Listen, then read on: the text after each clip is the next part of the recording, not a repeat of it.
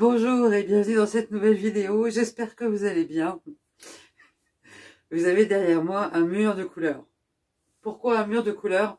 Parce que vous l'avez vu dans le titre, on va parler de l'utilisation de nos chutes de tissu et que j'ai eu envie de vous montrer un extrait de ma propre utilisation des chutes de tissu avec des projets en cours de réalisation, des assemblages que j'ai faits dont je ne sais pas quoi faire, et des idées que j'ai commencé à explorer et qui n'ont pas pour le moment encore abouti. Ce qui est intéressant, c'est de regarder, et c'est pour ça que j'ai eu envie de partager ça, c'est qu'en fait, avec nos chutes de tissu, on peut absolument tout faire. Là, c'est l'expression de ma créativité.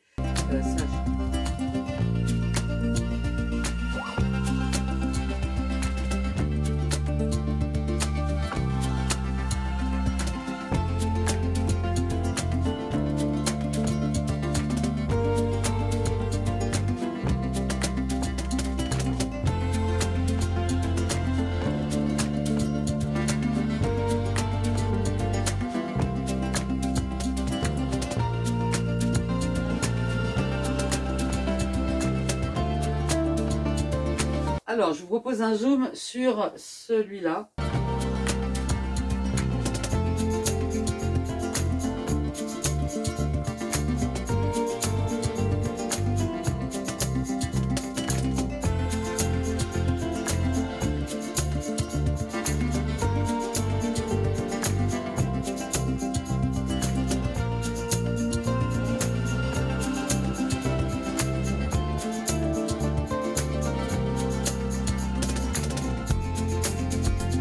La technique que j'ai employée pour celui-là est très simple. J'ai fait 4 fois 4 bandes identiques, donc 4 bandes composées de 4 bandes. Et je suis venue les intégrer les unes avec les autres, je pense. Donc là, ça fait comme un patchwork, un bloc qui est très joli et qui est très structuré. C'est un bloc que j'ai créé vraiment en Crazy Quilting et qui est hyper structuré. On en a notre pièce de départ, notre carré de départ. Là, on a la pièce numéro 2, la 3, la 4, la 5, la 6, la 7, la 8, la 9 et la 10. J'ai fait qu'un petit bloc pour vous montrer. Donc, on est vraiment dans du Crazy Quilting, ce que j'appelle le Crazy Quilting structuré, parce que la pièce centrale, c'est une pièce qui a 4 angles droits. Donc, elle a 4 côtés et 4 angles droits. Ça peut être un carré, ça peut être un rectangle.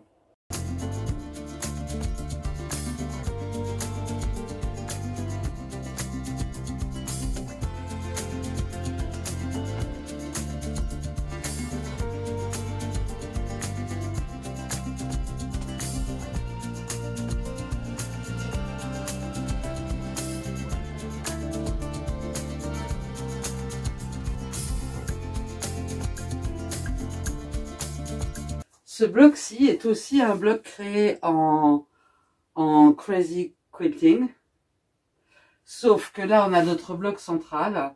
Par contre, il a 6 côtés. 1, 2, 3, 4, 5, 6. Le fait qu'il ait 6 côtés, ça lui permet d'avoir une forme complètement différente. Il n'est pas monté de façon carrée et structurée comme celui qu'on vient de voir.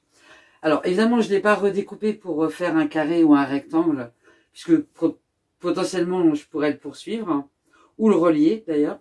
Donc, mais c'est pour montrer que, donc là, on a notre pièce centrale, et donc la pièce numéro 1. Là, on a la 2, après on a la 3, la 4, la 5, la 6, la 7, et après on tourne comme ça.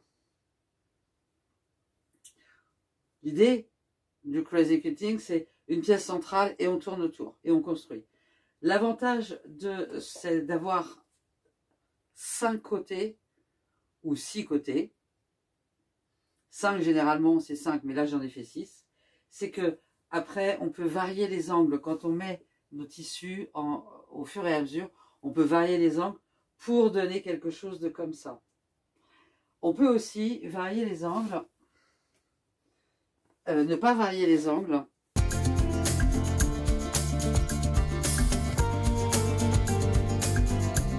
Celui-ci, typiquement, c'est aussi un bloc créé en Crazy Quilting. avec un support. Pourquoi? Parce que j'ai dessiné sur le support, je ne sais pas si vous le verrez, les dimensions finales que je voulais pour mon bloc. Donc je peux m'assurer comme ça. Donc ça, c'était pour s'intégrer sur d'autres blocs. Ce qui est intéressant dans celui-là, c'est que la pièce du départ, qu'on repère bien, hein, c'est celle-là, elle a bien 5 angles.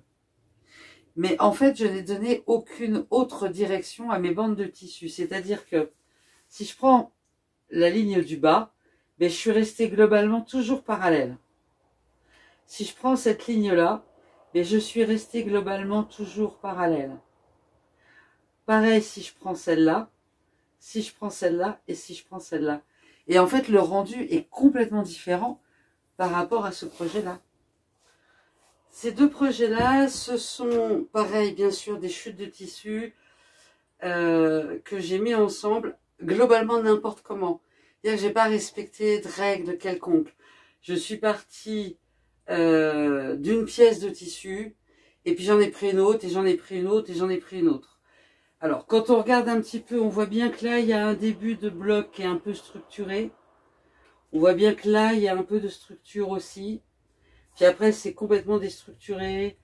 Ça, c'est certainement un bloc constitué de plein de petites pièces. Alors, la difficulté là, c'est que je ne suis pas sur des pièces carrées ou rectangulaires. Je suis sur des pièces de toutes les formes. Si vous n'avez jamais fait de crazy quilting ou si vous n'avez jamais utilisé de chute de tissu, moi je vous conseille au départ d'utiliser des chutes carrées ou rectangulaires parce que quand on commence à intégrer des formes comme ça veut dire qu'il y a des moments, par exemple, il faut créer des angles. Donc pour créer les angles, il faut un petit peu de technique, c'est pas non plus hyper compliqué. Ça peut être des supports rigolos pour faire des tote bags, par exemple. Vous savez, des sacs de course, des choses comme ça. Ça peut être un support sympa.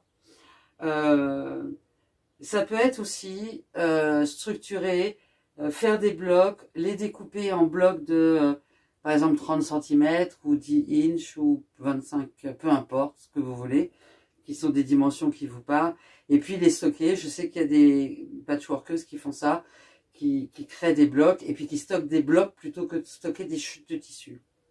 C'est aussi une possibilité.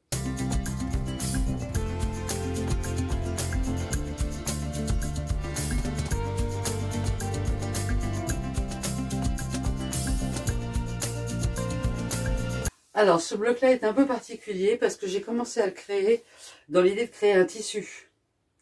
C'est-à-dire, alors je ne sais pas en quelle dimension, mais de créer un tissu que je pourrais réutiliser pour un projet.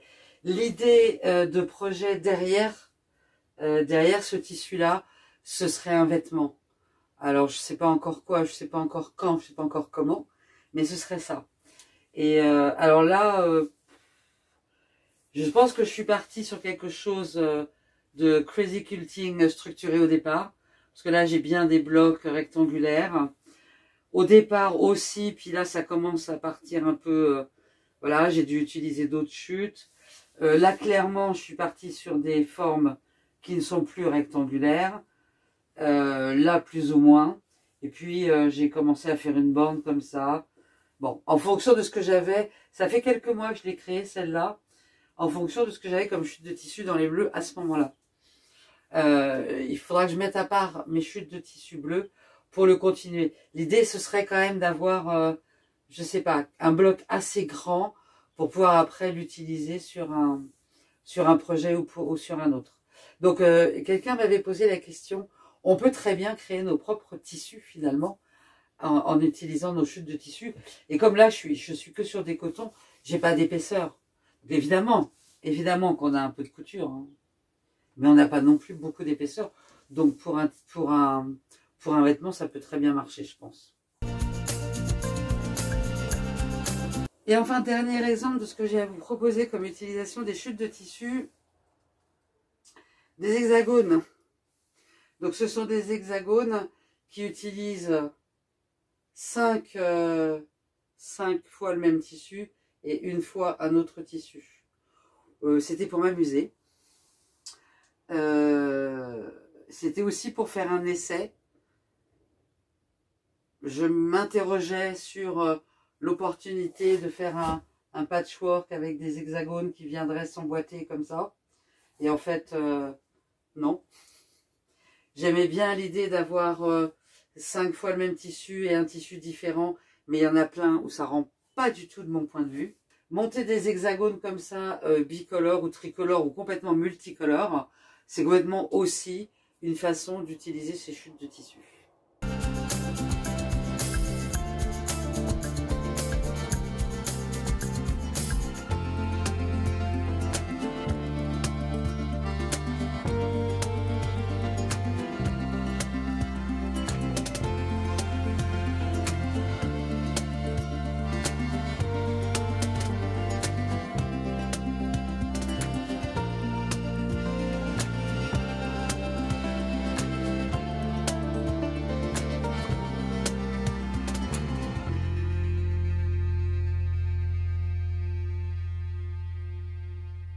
Alors, le principe de base du Quilt As You Go, c'est un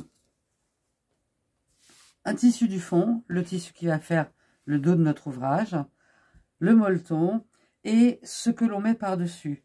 Là, par exemple, dans ces premiers exemples, je vais utiliser des bandes de tissu. On peut faire plein de choses différentes, vraiment, c'est complètement ouvert.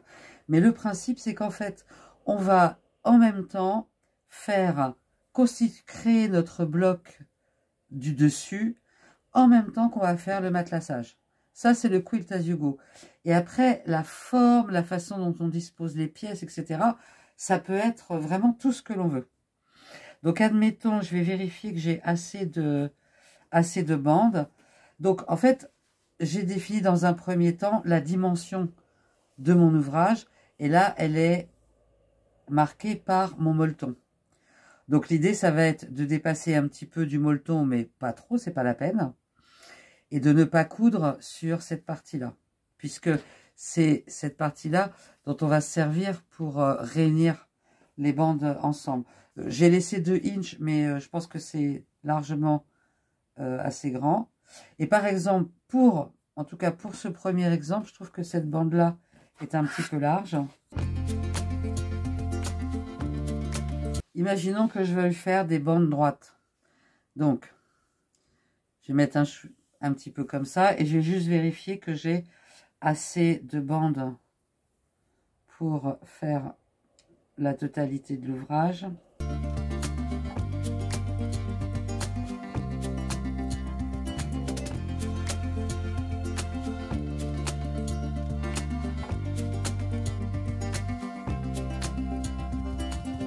Ça doit être à peu près bon. De toute façon, on pourra toujours rajouter des bandes.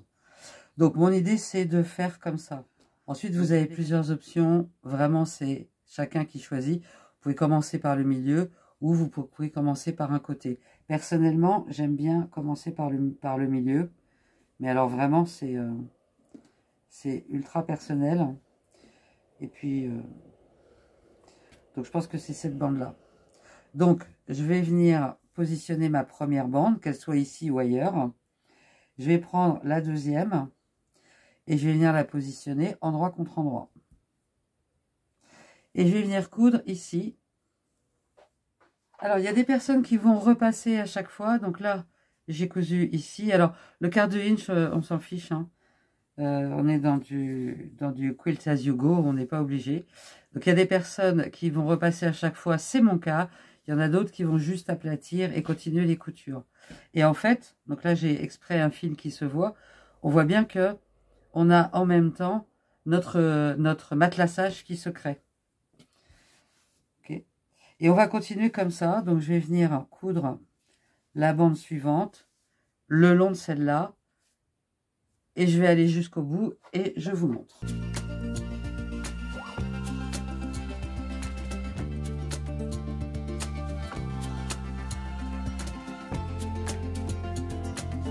Donc, comme je fonctionne par moitié, une fois que je suis au bout là, je vais retourner mon ouvrage et je vais venir couper les surplus de tissu que j'ai ici.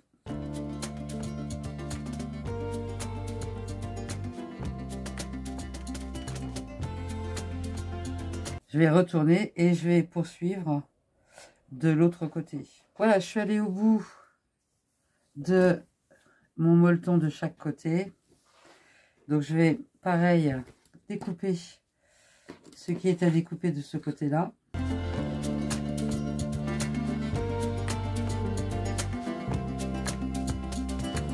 Et donc ça nous fait un premier bloc de Quilt As You Go.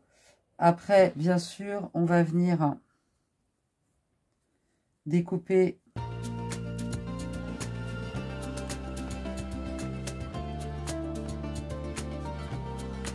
je vais faire une découpe nette des deux côtés.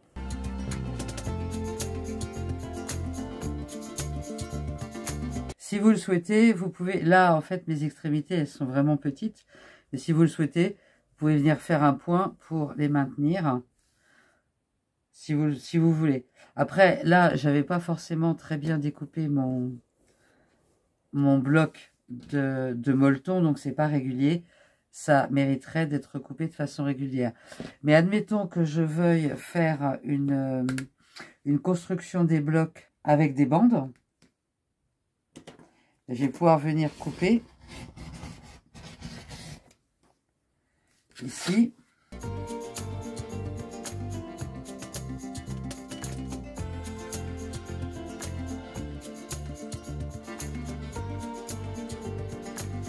Là, j'ai mon bloc. Alors, il n'est pas forcément dans la bonne forme, etc. Mais là, ça me crée mon bloc. Et au dos, on a bien notre partie matelassage qui est déjà faite. Donc ça, c'est quand même un avantage, hein, à la fois dans la liberté de ce que l'on peut créer avec le Quilt As You Go et en même temps dans le fait que le matelassage est déjà fait. Donc ça, c'est un premier exemple. Deuxième exemple, c'est un peu comme le Crazy Quilting structuré. On va être plutôt sur un carré, par exemple. On va positionner une pièce globalement au centre. Et puis, on va venir coudre autour des pièces.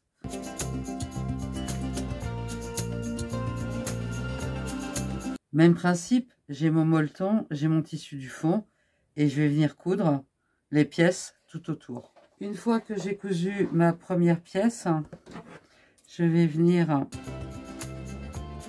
couper le surplus de tissu. Au dos, j'ai ma première couture. Et maintenant, on va venir coudre une pièce. Alors, on peut faire absolument ce qu'on veut. Je peux, par exemple, venir coudre une là. Mais je peux aussi décider de venir la coudre là ou là, peu importe. Donc là, par exemple, si on a envie de sortir un peu des sentiers battus et de ne pas être tout le temps dans quelque chose de linéaire, eh ben, je peux venir la coudre là si je veux. Alors, le truc, c'est d'essayer de ne pas dépasser en termes de couture la pièce sur laquelle on est. Donc là, j'ai fini le bloc. Et ensuite, puisque on voit bien au dos mes coutures, et ensuite, je vais venir couper les surplus de tissu en m'alignant, bien sûr, sur mon bord.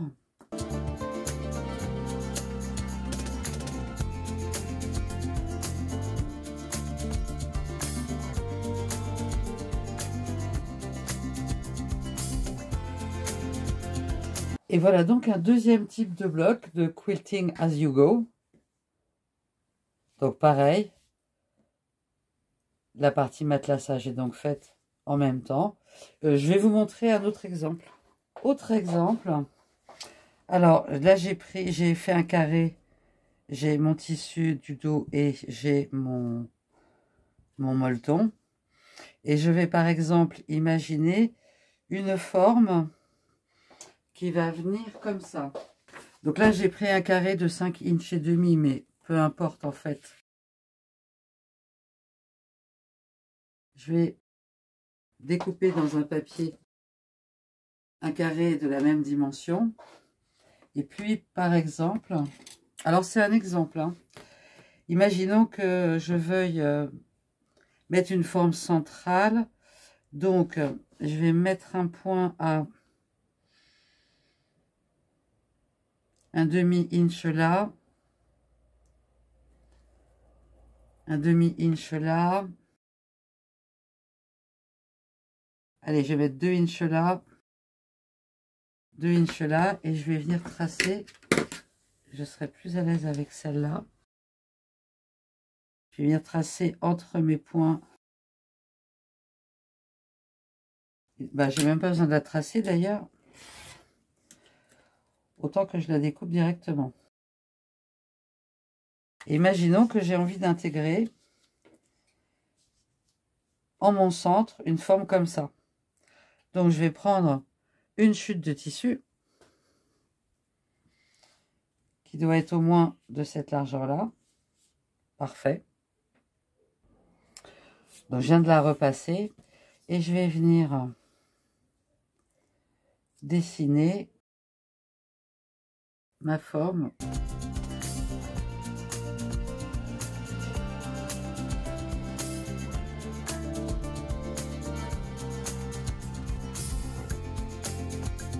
Et je vais venir... Alors évidemment, c'est un tissu... Hein, quoique celui-là, il aurait...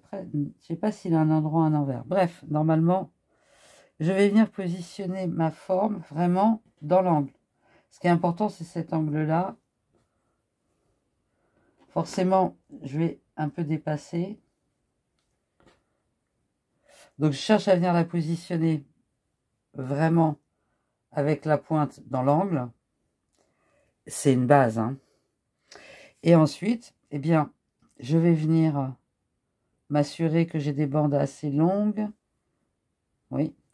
Je vais venir coudre de chaque côté. Donc, pour qu'elle reste stable, je vais mettre 2 petites épingles.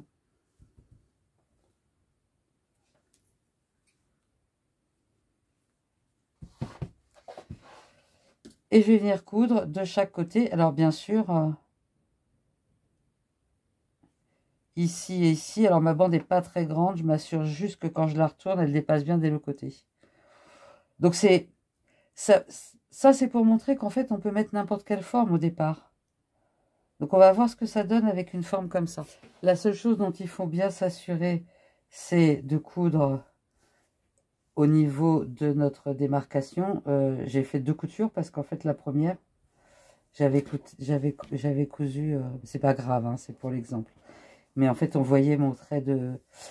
Alors, parce que j'ai aussi utilisé un stylo normal, j'aurais pu utiliser un stylo qui s'efface au repassage, par exemple. Et je vais venir, comme on fait d'habitude, sans couper le molleton, évidemment, couper le surplus de tissu. Et je vais continuer à faire des deux côtés. Donc, ce dont vous avez bien besoin, c'est de vous assurer que vous couvrez bien jusqu'à l'angle. Et une fois que j'ai fait ce côté-là, je vais venir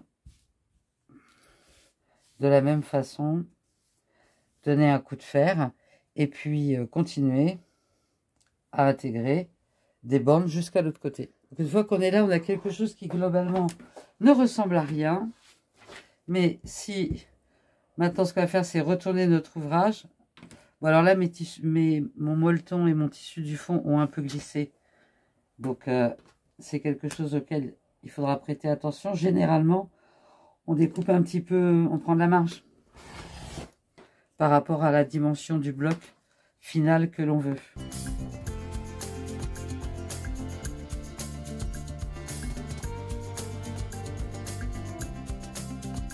Donc, voilà le bloc.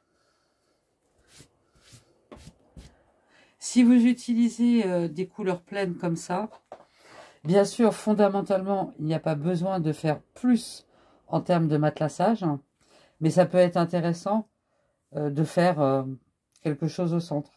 Ce qui est intéressant spécialement avec ce bloc, c'est que si vous reproduisez avec la même forme centrale positionnée comme on l'a fait nous, eh bien, vous pouvez en créer 4, ce qui va vous permettre de créer une étoile. Par exemple. Donc, ça peut être une autre façon de créer une étoile qui peut être aussi très sympa.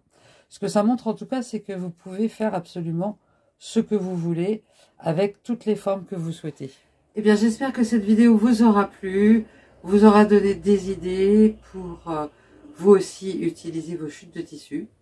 Si vous avez expérimenté d'autres choses, évidemment, avec plaisir de les partager avec nous dans les commentaires. Si vous avez des demandes, par exemple, sur ce type de création, complètement aléatoire, pourquoi pas créer une vidéo là-dessus, bien sûr, avec plaisir. En tout cas, si cette vidéo vous a plu, pensez à mettre un petit pouce j'aime, à vous abonner si ce n'est pas encore fait, à poster vos messages dans les commentaires.